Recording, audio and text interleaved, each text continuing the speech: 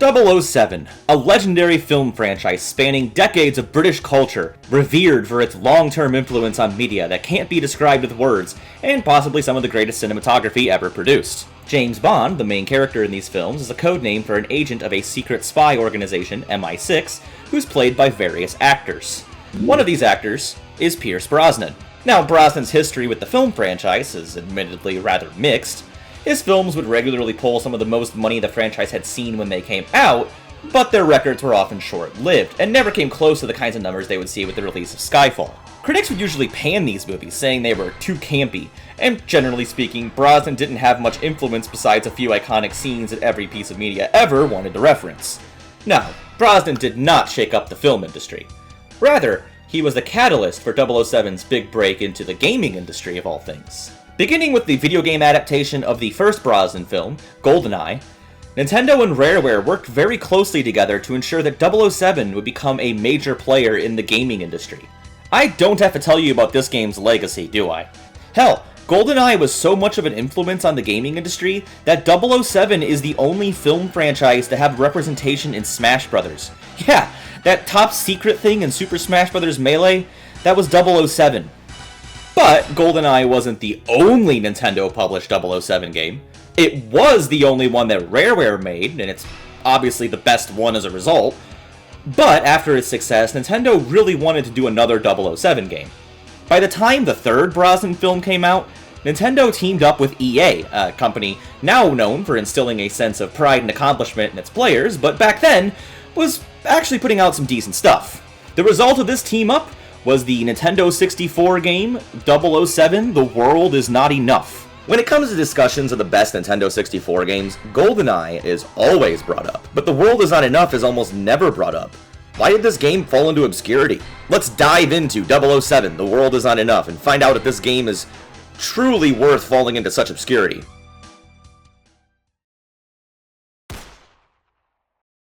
The game starts rather mundanely, with Bond going to a bank to pull out money for Sir Robert King, an oil tycoon who had hired MI6. Control is quickly relinquished to the player. Oh god. Oh Jesus. This is disgusting. I'm not even talking about the fucked up corpse people in the fucking lobby. Here's a brief history lesson for you all. Halo, released a few years later on the Xbox, had popularized a control scheme revolving around using two joysticks. One to move, one to aim. This would come to be known as the twin-stick shooter layout, and this is standard to this day. What this means, of course, is that playing any shooter pre-Halo is like trying to pull teeth. Okay, so here's my best attempt to explain this. The joystick, the only joystick, moves James, including your rotation. To strafe, you have to crane your fingers up to these two C buttons up here. The game will auto-aim at enemies, but if your auto-aim isn't accurate enough, you can also hold the R button to aim manually, and you'll be doing this a lot, because the auto-aim isn't very accurate. While this is a fine layout, one that's even kind of fun once you get used to it, I do find that it puts you in these positions quite often where you're in a fast-paced battle and you can't even aim at the fucking enemies fast enough. So I swallow my pride, learn this fucked up control scheme, and get moving to the safe deposit box to get my appointment card. Bond attends his appointment with the banker LaChase. LaChase, is how you pronounce it? How do you pronounce LaChase?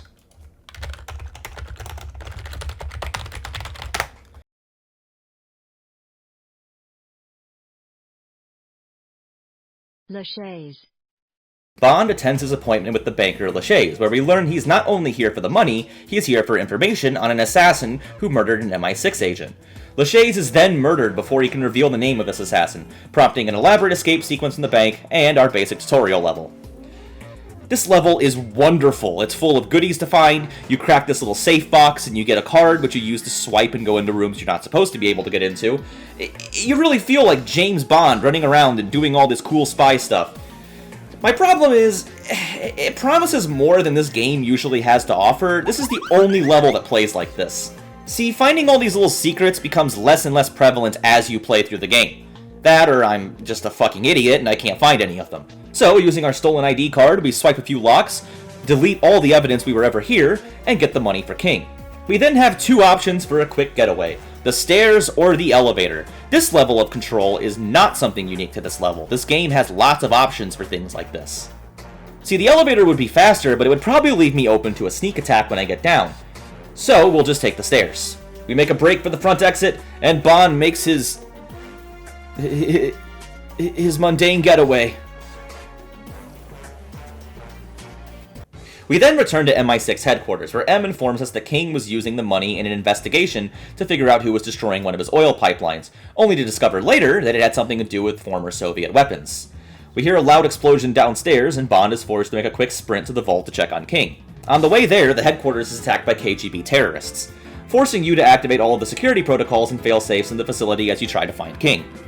On higher difficulties, rather than making more enemies appear, they also add in more side tasks. For example, in this first section, you have to escort M to the safe room on the second floor. I kind of like this idea. Rather than just throwing more enemies and making the game harder, you actually have to require the player to play more into the fantasy of an MI6 agent, giving them more tasks to do and more responsibilities to juggle. It's a neat idea. I don't think it would be very good in most games, but hey, it works here. And to be completely fair with you guys, this is the last level I finished on medium difficulty, because, well, these tasks become over-encumbering for somebody who just wants to take the funny gun and go pew pew!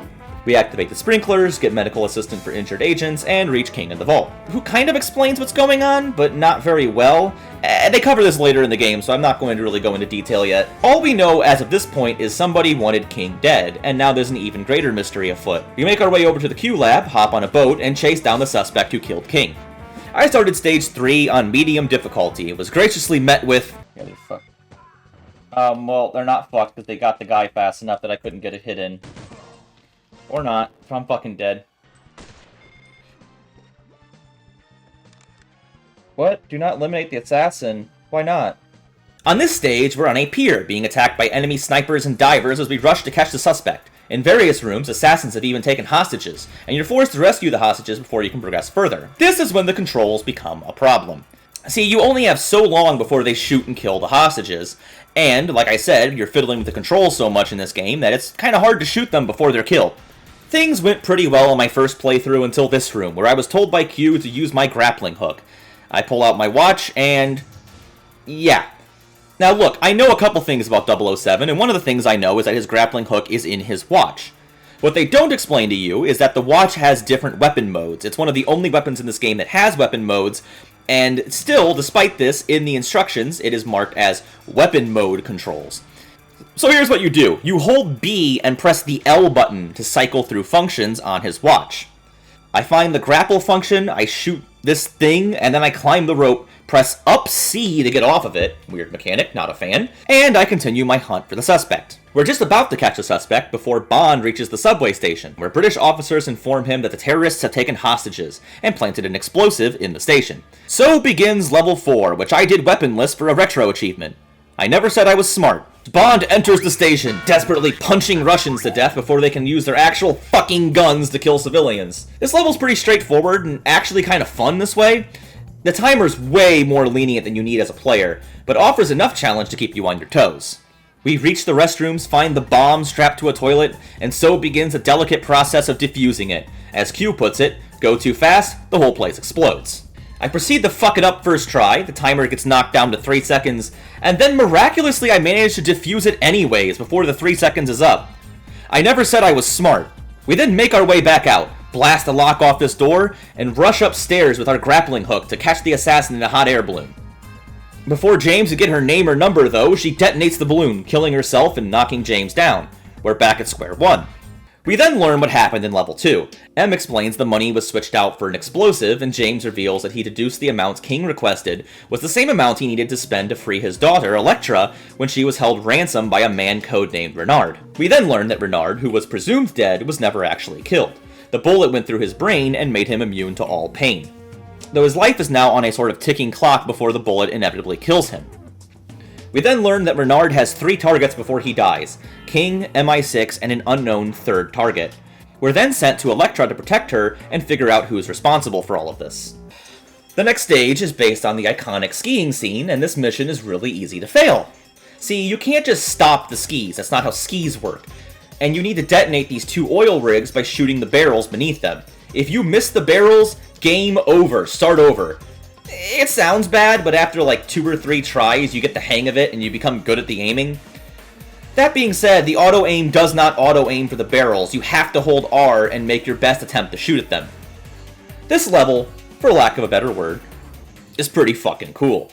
Enemies die in 1 shot from the weakest weapons, which means you can kind of be a lunatic and just start blasting at everything. It's fun, it's satisfying, it's good game design. What's not good game design is this fucking death animation. The death animation in this game takes forever. These enemies look like they're still standing up too, so you think, oh, I didn't kill him, I better put some more bullets through his brain. No, he was dead the whole time. Okay, well, fuck.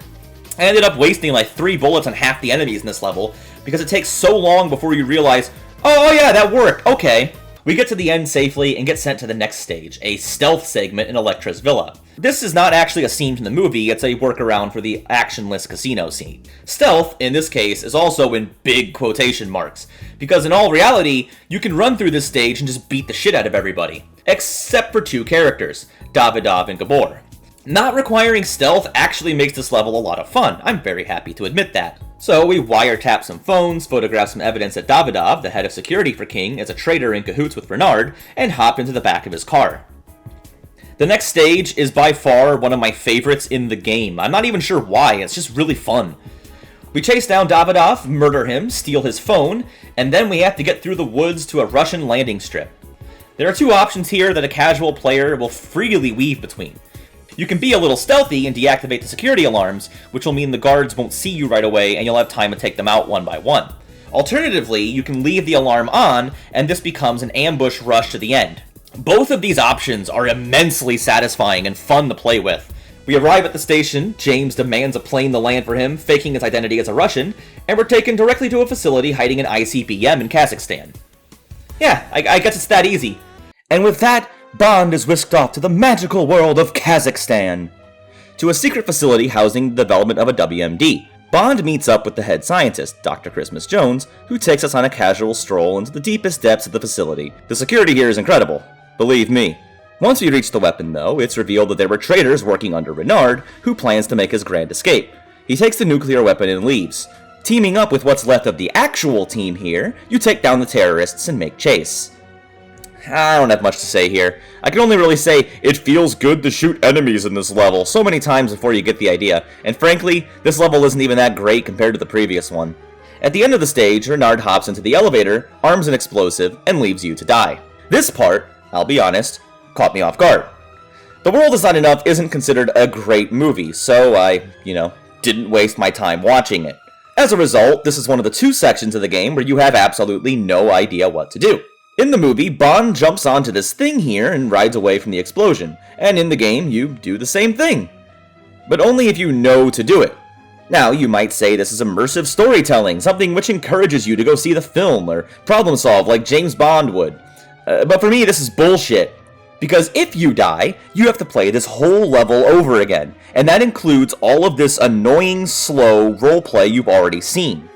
This isn't even that hard of a fix either. All you'd need is audio of Q calling Bond and being like, "James, grab onto something!" or a visual indicator that this is an object to grab, or maybe even level design, which naturally funnels you into jumping into this thing. Or, if you want to be a bitch about it, not be movie accurate. This game already set the standard that it's not going to do that. Why are you doing it here? The next stage starts with the reveal that Electra was a double agent who gives M a booby-trapped pin and whisks her off to God knows where. Bond meets with Valentine, an old friend who he plans to assassinate. We're told, though, that Valentine is merely scared to cross Renard, not an actual enemy, so we offer to protect him in return for valuable information. We then have to cross the Caviar Canning facility, which seems to reuse a lot of assets from the 3rd level, but is otherwise quite enjoyable. Like in the movie, helicopters armed with giant buzzsaws chase you down, tearing apart the level geometry and forcing you to make fast decisions. This, unlike the previous level, is a good translation from film to game mechanic. This level is awesome! Our chase ends with us grabbing one of the most powerful weapons in the game, an RPG with remote-controlled missiles. We battle one of Renard's helicopters, which is admittedly quite a tough fight, and come out victorious. We rescue Valentine from certain doom, and he informs us that his relative, Nikolai, who was smuggling weapons for Electra, is likely about to be assassinated as well. M uses the signal card and the bomb Electra rigged to her to discreetly inform Bond of her location, Maiden's Tower. Up next is another one of my favorite levels in this game, a fast-paced rush through the streets of Istanbul. Retro Achievements actually has an achievement for perfect bullet accuracy and no damage in this level. Now this would suck in any other shooter, or even any other level in this game. But here, it makes perfect sense. Here's the rundown. This level is beyond straightforward. literal runs forward through alleyways with obvious turns left and right. Aside from a few hidden secrets, you are taking the only path in all of these areas. As you do so, enemies will jump out from behind cover in various parts of the stage. For some reason, your auto-aim is beyond perfect in this level, no idea why, just happens to work like that, and pressing the shoot button just kills them. The downside of this level is, there's no cover for yourself, most of the time. So, you have to make a rush to the end, blasting enemies down. I have expressed where this game needs improvement, and this level does not need any improvement. EA was cooking here. Christmas is taken hostage, and Bond is forced to surrender. Nikolai is murdered, and we're seemingly about to fail the mission. This was not a warning mission, it was a trap. Bond is being interrogated when Valentine comes in to clean up the mess he's made by helping Renard. Before he can rescue us, though, Electra murders him. With his dying breath, he uses his gun to break Bond free, giving us our final chance to stop Electra and save millions of innocent people from whatever she plans to do with the weapon Renard stole. We're given one final message before our pursuit. Avenge the death of Nikolai. And avenge Nikolai I do, as I blast the ever-loving fuck out of everybody in this level. And you have to, because this stage is fucking hard. Without a walkthrough or keen MI6 knowledge, you might end up pretty lost.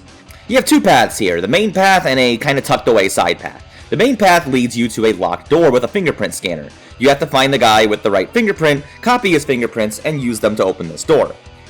That's fine and dandy, except the guy's hidden on the end of the side path, which is full of enemies just waiting to blast your brains out. Getting to him is a challenge, and once you kill him, all the enemies respawn. Oh, and don't think you can just brush past everything, because if they respawn, the original guys are still there too. We select the proper gadget, scan his fingers, and make our trip back, with a new set of enemies who will happily join any enemies you left alive the first time around. Basically, don't risk not killing anybody in this stage. We crack through the security lock and go into what should be a trap, a camera-activated room with poison gas and no escape. So here's what I think you have to do. There's a hole in the roof, so I suppose you have to go in this room with your grappling hook and grapple out of the poison gas. Of course, I'm too stupid to figure things like that out, so what I found out you could do is just shoot the two security cameras and waltz on in like it's nobody's business. We climb the stairs, eliminate the guards, and try to rescue M. I say try because Electra stops us, taking her away and forcing her men to deal with us. We finally get to take down Gabor, and we're sent after Electra. Another backtracking mission filled with new and old guards. We of course reach her, and James has to desperately fight his horny thoughts before shooting her. M is safe, and the world is seemingly saved, but we have one big hole left unfilled. Christmas is missing, and Renard is still out there. In the next mission, we have to stealthily enter the submarine, taking out guards in the harbor with a sniper rifle so they can't sound the alarms. Kinda fun, mostly annoying. Honestly, fuck this level. Once you get inside the submarine, alarms are no longer an instant game over. But even on easy mode, you're juggling so many rules and requirements in this labyrinthian submarine that your head will spin. Here's my method. Kill all the Russians on the boat except the ones holding Christmas captive. You have X-ray goggles that will let you see her before you break into the room. Once the path is completely safe, identify the room with the control panel you need to destroy. Do not destroy it, or the sub will sink, Christmas will drown, and you will get a game over. Now, go back and rescue her, take her all the way to this useless basement tucked in the corner, and then go destroy the controls. During all of this, if you shoot any of these workers, instant game over, as they're technically civilians. You blast the controls, flood the boat, and drown all these innocent civilians, successfully completing the level. The final stage of this game is decently strong, though it takes some liberties in the movie that kinda lose some points for me. I'll get back to that later. The ship is now completely upturned, and you need to swim through it. Yes, this game had swimming controls the entire time, and yes, you were always able to use them. Go figure. It's a bit confusing, you certainly don't retain what little bearings you had from the previous stage, and having it sideways like this doesn't help. But it kind of fits the story of the movie. Bond's about to drown, and he's also trying to stop a terrorist. It's immersive, so the confusion doesn't stop it from being fun. You surface a few times, notably here, where you see Renard in a glass tube priming the weapon. Now in the movie, James gets inside of here and fights Renard. In the game, James pushes a button. In both cases, though, a piece of the machine backfires through Renard's chest, finally killing him and ending the conflict. James just needs to make his grand getaway, rescue Christmas, and swim back to land. The two finally unite for a reunion in Istanbul. James drops the worst pun ever conceived. I've always wanted to have Christmas in Turkey. And the game ends. We did it, ladies and gentlemen. We beat The World Is Not Enough for Nintendo 64. So, what do I think? Truthfully, I sat down with this game for about 6 hours, played through it multiple times to get footage, dealt with all these buggy levels, and, well, this game's fucking awesome! No, legitimately, this is like one of the best shooters on the N64, and it just kind of fell into obscurity. Is it as good as GoldenEye? I replayed GoldenEye for this video. It's fucking better. The task juggling mechanic is a lot more prevalent here, the gunplay is a bit more fun, and the stages are way less confusing than GoldenEye's levels. Now, of course, there's one thing I didn't get to do in this game, and that's the multiplayer, which still makes GoldenEye a must-have for any N64 sitting in a college dorm room. And you know what? I think that's what happened. People don't remember GoldenEye for its story mode, they remember it for its awesome multiplayer. And well, if you have one great multiplayer game, you don't need another one. They're the same game, basically. The World Is Not Enough unfortunately fell into obscurity because it exceeds at a feature James Bond fans just weren't concerned about at the time. But if you did like GoldenEye for the campaign, and I know there's a lot of you out there, I definitely recommend this game. I think EA blew Rareware out of the water with this game. This game improves on every aspect. The level design is fun, the gunplay is great, the immersion is palpable, and hell, even the dialogue adds a lot to this game that GoldenEye just couldn't provide. But, listen, I understand none of you were here for the Nintendo 64 review. You clicked this video for the real 007 experience. The World Is Not Enough on Game Boy Color. Yeah, baby! Woo!